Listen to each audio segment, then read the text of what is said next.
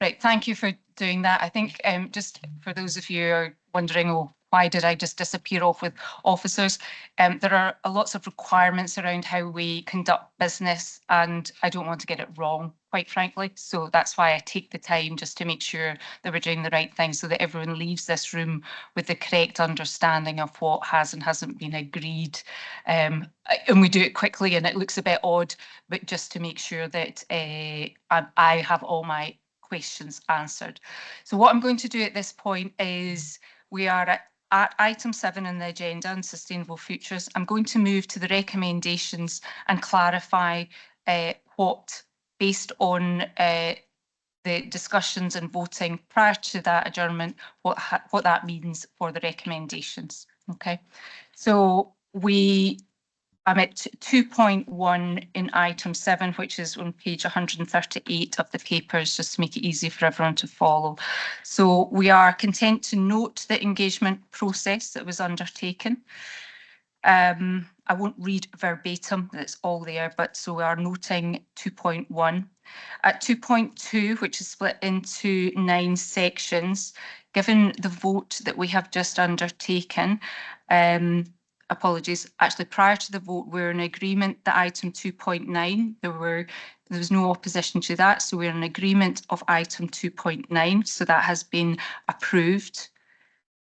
Items 2.1 to 2.9, based on the roll call vote, the IGB has not been able to agree consensus on that today. Therefore, no decision has been made on items 2.1 to 2.9. 2.8. Oh, sorry. Apologies. 2.1 to 2.8.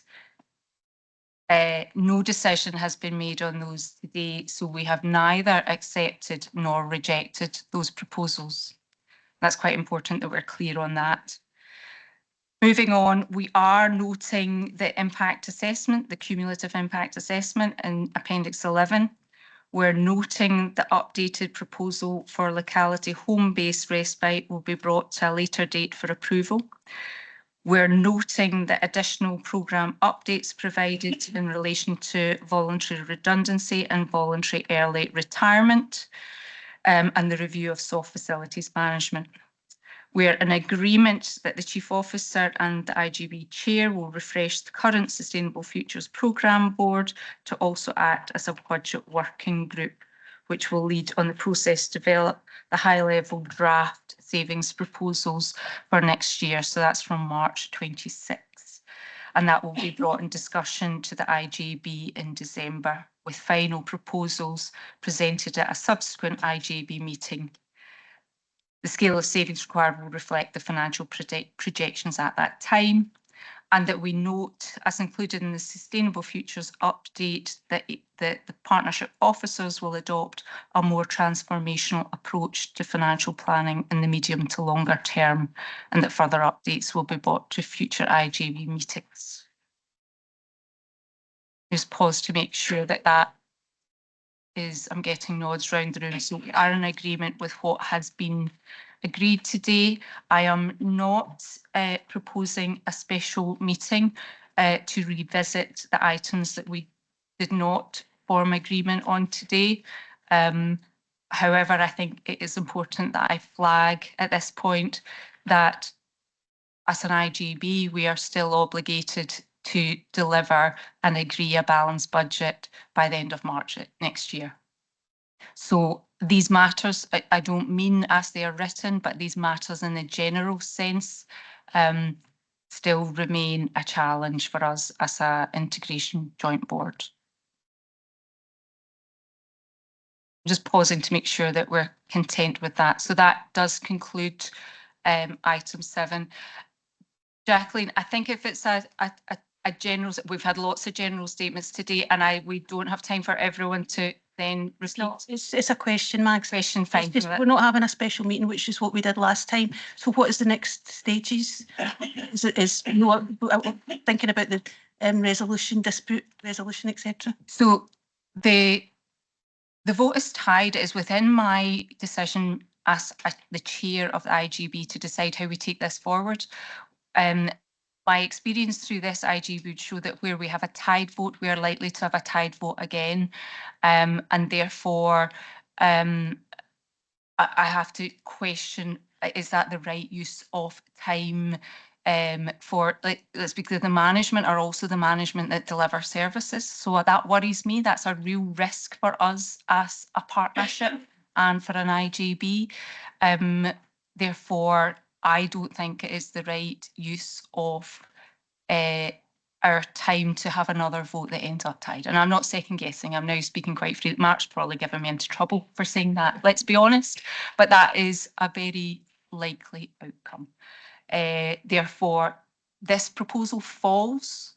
We will require management to bring back further proposals going forward to get us to a balanced position in March. That is the next requirement, and we will agree that through Vice Chair's not here today, but through that process of agenda setting going forward.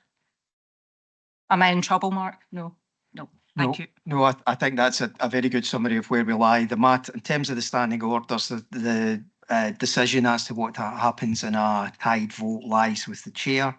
The options which are set out in the standing orders, as the chair has indicated, is that we either revisit the matter at a future meeting or at a special meeting. Chair's indicated that she does not wish to do that. It's not a matter which the chair is suggesting taking to dispute resolution, and I think we've covered this in previous sessions. It's not the dispute resolution process doesn't work for that type of matter, so by extension the matter falls. What that does mean, as the chair has indicated, is that there are no decisions on those remaining matters, so they are not caught by the 6 months rule. They could be the subject of further reports at a later date. And as the chair has indicated, we will have a budget process to be considered in March. Thank you. I appreciate that, because I think it's really important that everyone's clear when we leave today. I think that concludes item 7. I'm conscious we still have other items on the agenda. I know members of the public may want to leave, and that's okay, but we will just keep continuing with the agenda, and I'm conscious of time as we have run over somewhat already. But not that that's an issue. It was always likely that today would take some time. But if the members of the public don't mind, I will just continue with the agenda as you continue to make your way out. Thank you. That takes us to item 8 of today's agenda, which I'm going to hand to Frances for the performance scorecard. Thank you. Thanks, Mags. So this paper jointly presents the performance scorecard and the strategic delivery plan for approval. These are the 2 key methods in which we assess our performance performance throughout the year, but also within our annual performance card each year. The draft 25-26 performance card can be found in full in Appendix 1, and members will be aware that each year we carry out a review of the indicators just to ensure that they are meaningful, but also the targets. And agreeing targets is about ensuring that we have ambition but are realistic about what we can deliver. The scorecard, as you'll see, follows the same format as previous years, and there's only some minor changes to indicators, and that's pretty important because that continuity allows for trend analysis then. So the changes set out in Appendix 1 include 4 new indicators and 1 revised indicator. So the 4 new indicators we've got the provision of take-home naloxone kits, and this is really in line with seeking enhanced understanding and support for our alcohol and drug services and the ADP. The number of people receiving dementia post-diagnostic support, and people appreciate that's in line with the demands and needs of the population and rising number of the elderly in our communities. And in addition, it supports the delivery of our new dementia action plan. We've also included the percentage of Renfrewshire Council staff completing mandatory training.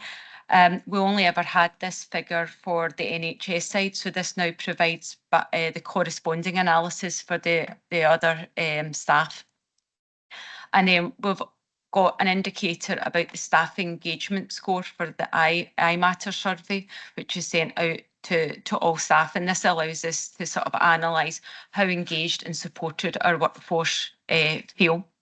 And then the revised indicator relates to the number of adult support plans. They were separated out to show the support plans carried out by the carers centre and then the ones done by our own internal staff. But actually we're pulling them together because the most meaningful measure is how many in total are carried out. So we think it will be easier to read and understand.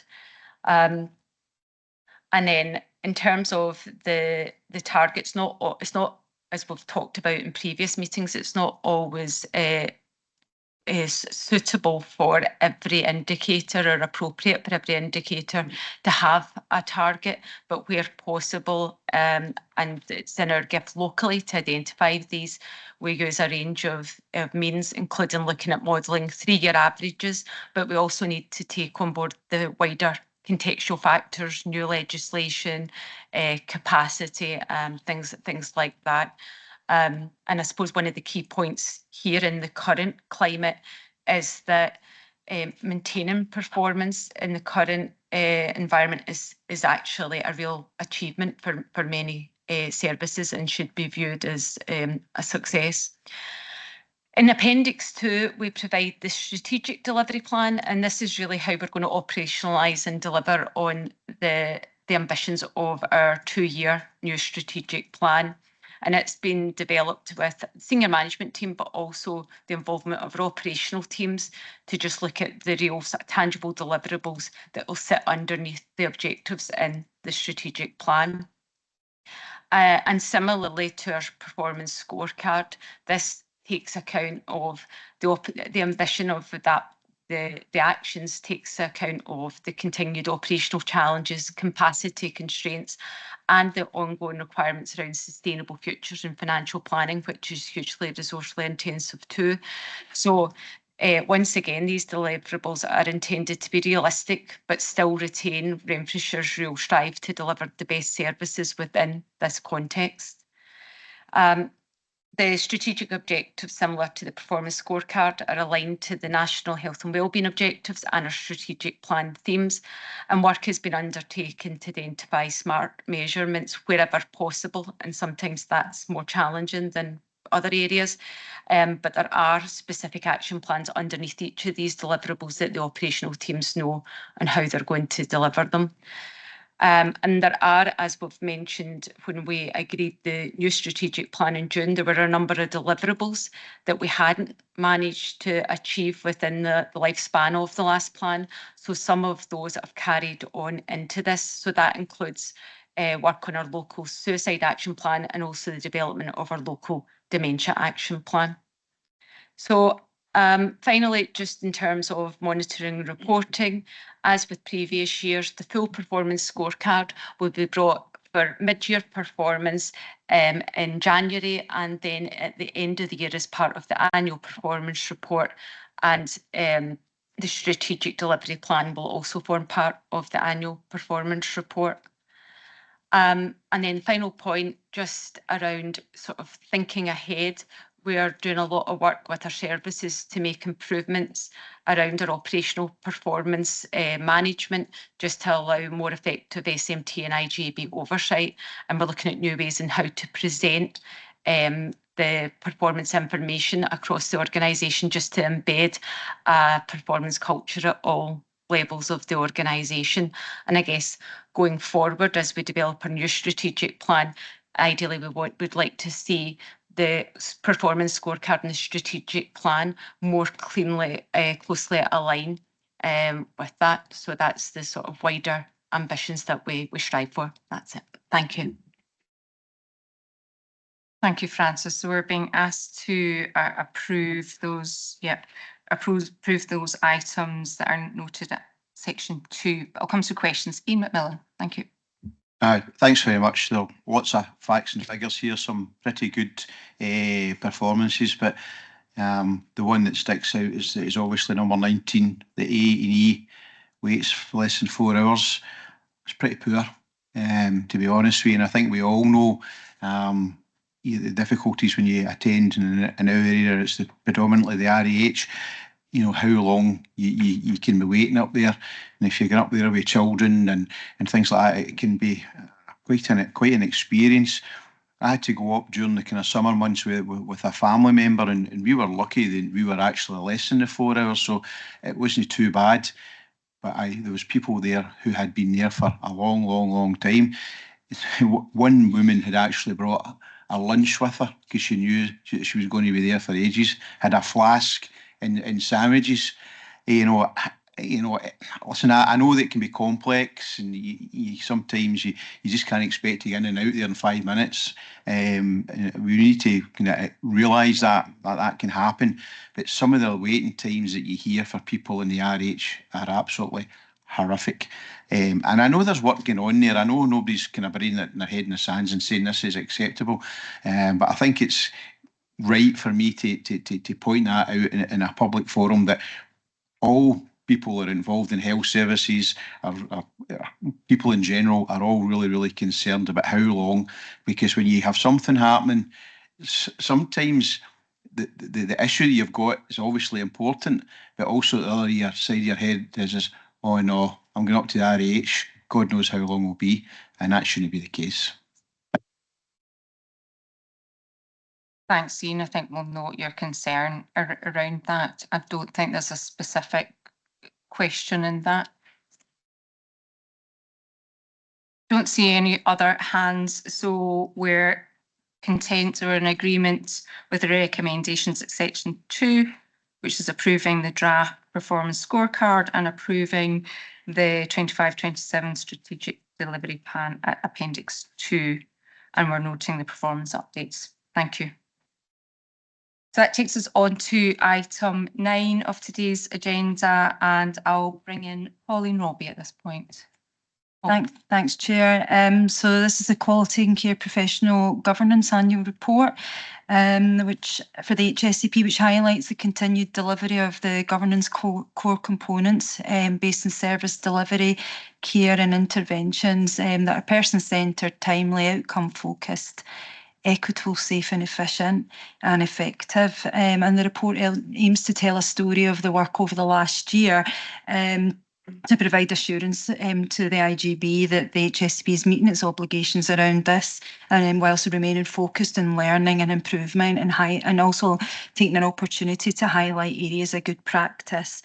So I don't intend to go through the entire report because I realise it's quite big, but I wanted to pick out some key points, if that's okay, and then happy to take some questions.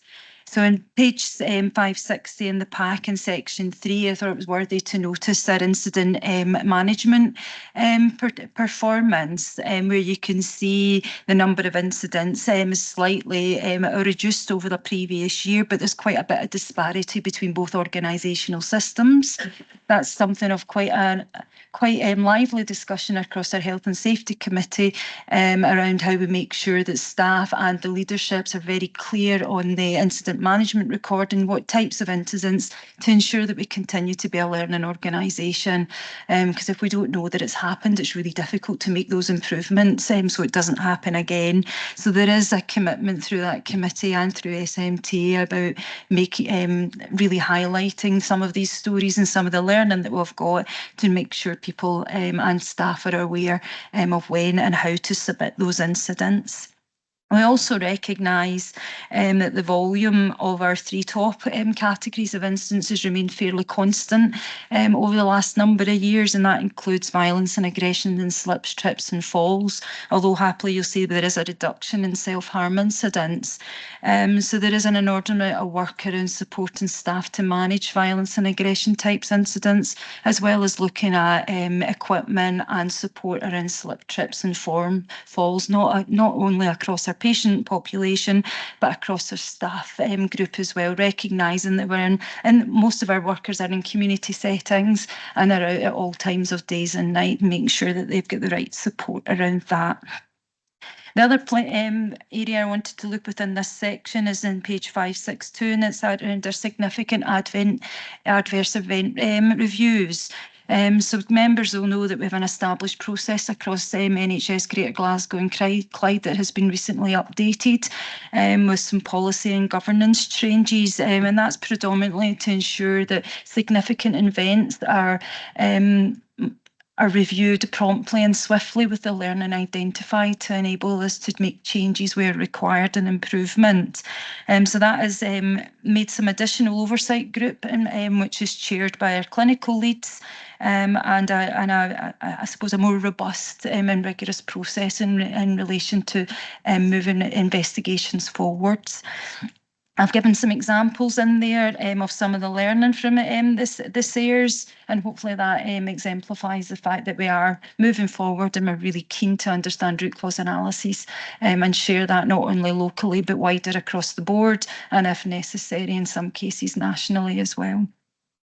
The next section I just wanted to highlight was in page 566. I only said 666, but 566, and that's around public protection, and it's in recognition over the year of this reporting year.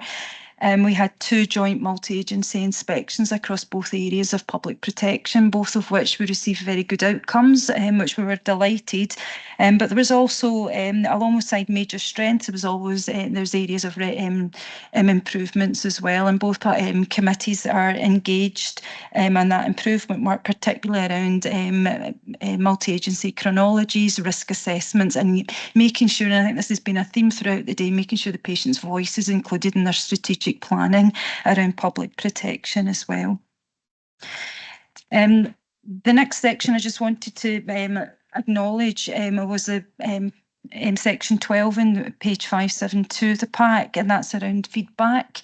I think we've got a very robust system around complaints when we don't get things quite right, and investigations and improvements around that. But we also get an inordinate amount of really positive feedback. So I've endeavoured to try and have a wide range of examples across all the services areas, both health and social care, to reflect people's experiences of receiving our services, just to give people a flavour. And in section 14 in page 578, just to finish, I've given examples there of some of the quality improvement and new development work that's been in scope, and that ranges from virtual consultations and group work across podiatry to ADRS and liver nurse collaboration about early indicators and scanning for people with liver disease to allow more earlier intervention. So I think it just acknowledges the wide range of services that we've got and some of the work that's happening. Happy to take any question in the report. Mags is for noting.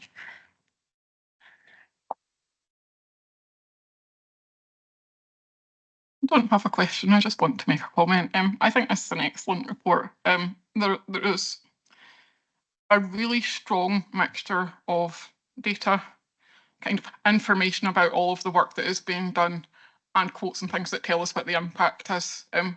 Reporting can sometimes be quite dry. I think this is the opposite of that, so I just wanted to note that. And I love people giving me a coloured box that tells me things I should pay attention to. I think it's a great report, and it shows the breadth of the work in government is so important in terms of underpinning and overseeing what we do and making sure we're keeping our most vulnerable people safe. And I wanted to know how good it is. Thanks, Lisa Marie. I've got Kath, then Ian, so I'll take Kath Cooney first. Thanks, Chair. Thanks, Pauline, for an excellent report. Under section 3.11 around significant adverse event reporting, you mentioned in your verbal update about the new interim policy and procedures documents from NHS GGC, and I just wonder if that perhaps could be added into the text just to clarify that it's not only amendment of timeframes, there is actually, and perhaps include the link to the documents as well. I think that might be helpful. No problem. Thanks, Kath. I think that we picked that up as part of the Audit and Risk Committee as well. There's the extra link. Ian, I'll bring you in next time. Just really quickly, just to echo Lisa Marie's thoughts on the paper. I thought it was a very good paper, and I have to say I really enjoyed reading individual stories. I think that makes one hell of a difference when you read the impact that the services we have make on people's lives. And as Lisa Marie says, sometimes these reports can be a bit dry and a hard read, but when I got to the end and I seen all the individual stories, it brought the whole thing to life. So well done. Keep up the good work. Thanks for those comments, Ian. Before I close on this, I think that's a theme that has come up a lot, that as a board we would like to hear a little bit more about individual services and what it means on the ground. And I think that will it's not that we don't understand it, but I think it's always a positive thing to reinforce. So I think that's a good thing. So based on that discussion, we're content to note the recommendations there. Thank you, Pauline. That moves us on to item 10 on the agenda, the Renfrewshire ADP Annual Reporting Survey. And we have John Goldie, I think, online. Yes, I can see you, John, the Independent Chair of Renfrewshire ADP, and we're being asked to note and ratify this. So John, if perhaps you could introduce the document and its purpose. Thank you. Thank you, Chair. I'm very conscious I'm coming in at the end of a very challenging and emotional meeting for some. So I'll try and keep this as brief as possible. So there's probably two asks from myself from this point. We have the ADP annual report, which is a Scottish Government reporting structure. I was here last year and I think I explained to members that this is not designed by the ADP itself. It's not designed by Renfrewshire. It's the same report that all ADPs in Scotland have to complete. To be honest, it's a fairly limited and sometimes crude measure. I said that last year and that's still my view of it. I would just like to highlight to the members that on the scoring for Renfrewshire, there's no areas of vulnerability. So I think from that point of view, it's just give the members that reassurance if they've been able to read the full report. But if they haven't, that's the reassurance I'd like to give. I would like to maybe just highlight a couple of particular areas in terms of, I think it's important for members to note. Specifically around the national mission and the medical assisted treatment standards. The performance within Renfrewshire is excellent, not only from a health board point of view, but across from a national point of view, scoring second highest nationally. So I think there's a lot of recognition that needs to go, especially to Laura Howitt and her alcohol and drug recovery service team, because that is quite a taxing piece of work.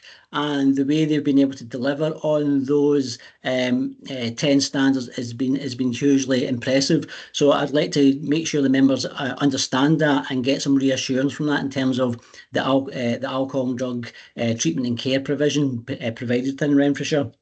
That being said, and Councillor McMillan raised this at the beginning of the meeting, we still do have the depressing figures for Renfrewshire in terms of drug deaths, and unfortunately those were higher again this year by 2 to the figure of 46. In terms of those drug deaths, the ADP undertook an independent needs analysis based on the figures from last year, on the basis of what should we be doing differently, because clearly what we're doing, even though we're doing it well on a regular basis, does not seem to be having the impact that we want on reducing those drug deaths. And again, this is not only a challenge for Renfrewshire, it is a challenge for a number of other ADP areas, but obviously we are concerned wholly for the residents of Renfrewshire. That independent needs analysis came up with 9 recommendations for the ADP, 3 of which fall into particular themes. And those themes are about how we revisit early intervention and the prevention plans that we have in place for those individuals before they require treatment and care. The second theme was more around the substance landscape, which is changing quite dramatically. So when we look at the drug death figures in Renfrewshire, we can see that the rise in the use of cocaine, the rise in the use of other stimulants, and the rise in the use of drugs that fall into the nitazines category is actually making a significant appearance when you look at actually the information that we're getting through the analysis of drug deaths.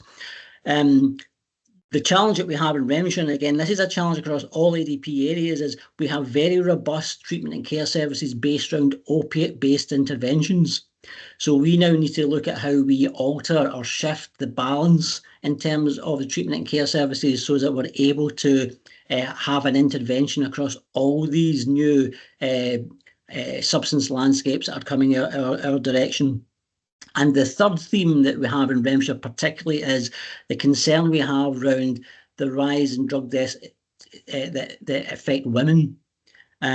So we need to look at how our services specifically target women and allow women to enter into the treatment and care environment in a way that they feel comfortable with. So very quickly, that's the three themed areas that are coming through. In terms of the work of the ADP, what I would like to propose is how the IGB members want to understand the scale and work that their ADP is doing for them.